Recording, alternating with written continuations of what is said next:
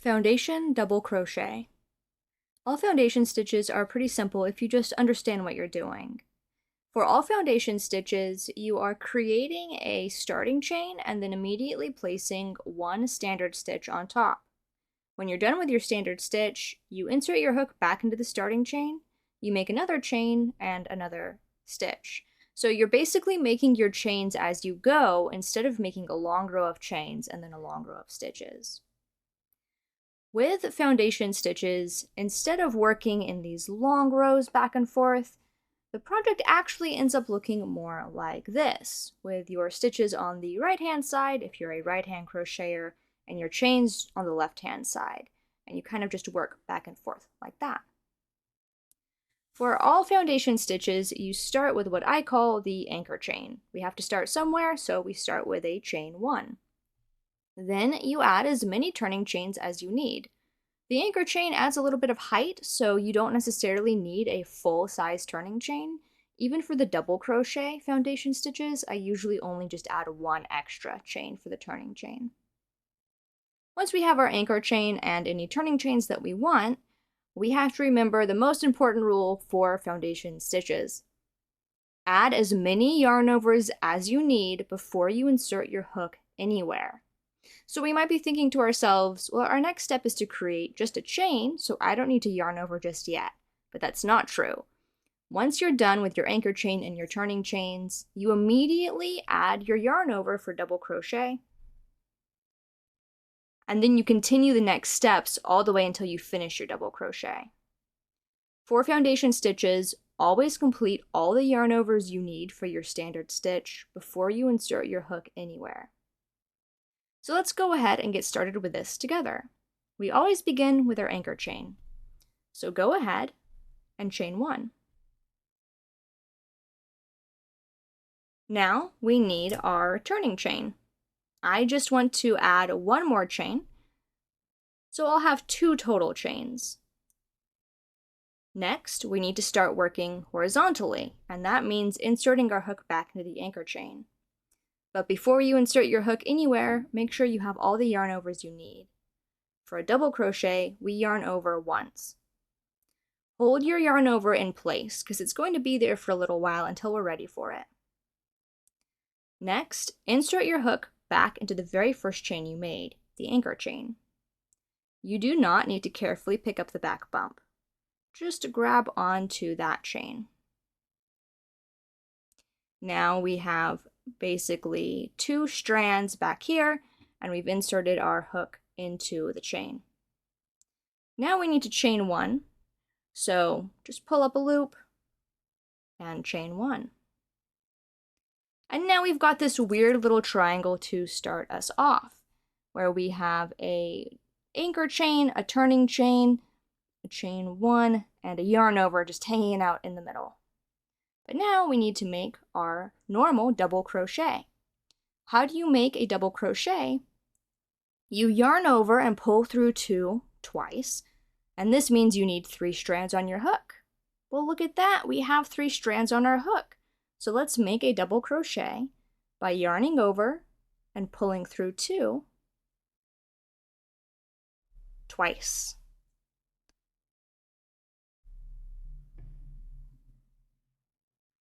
All right, now we have the first part of our foundation stitch completed. We have some chains off to the side, a starting chain underneath, and a double crochet right on top. So how do we continue? Well, now our project is going to kind of turn around a little bit sideways.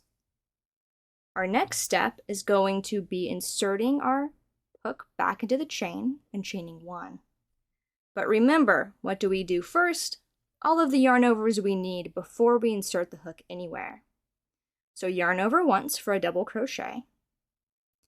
Then kind of turn your work. It's a little finicky, but you'll get the hang of it in no time. And look for the flat V of the chain that you made below. Insert your hook into the flat V. Take as many tries as you need to get it right, and carefully pick up the flat V of the chain below. Yarn over and pull up a loop. Now, this is just to make a chain. So finish the chain by yarning over and pulling through one.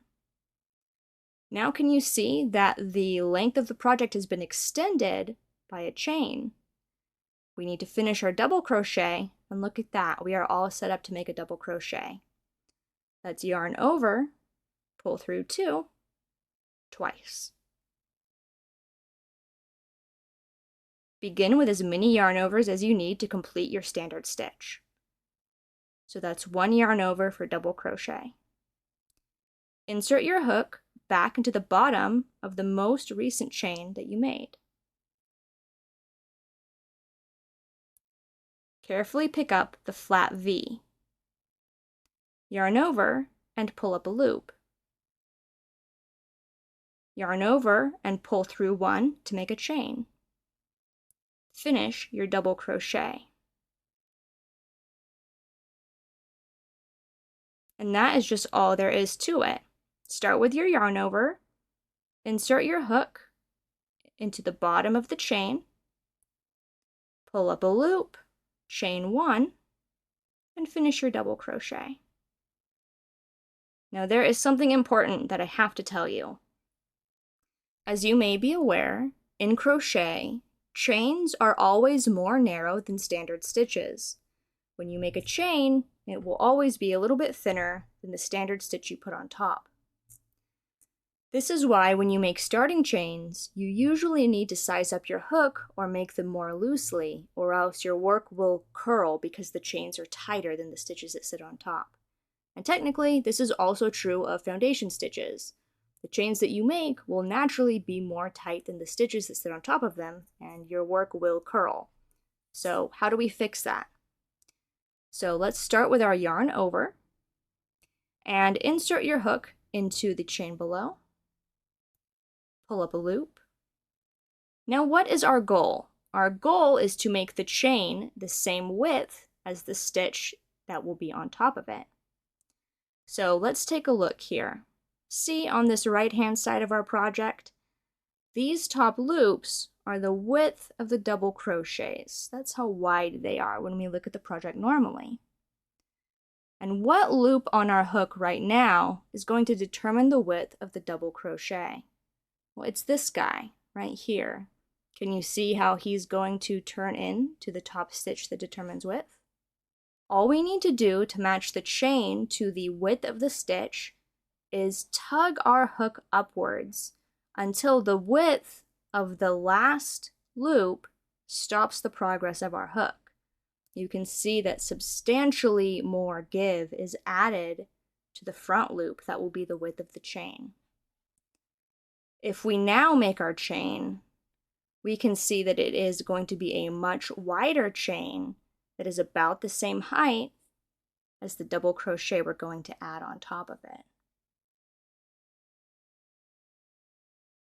So in order to stop your foundation stitches from curling, when you draw up your loop that will be the chain, don't keep it strangled really close. Tug your hook upwards and add all that extra slack into the chain loop. Seal in that chain, and now your project will not curl because the chain will be the same width as the stitch on top.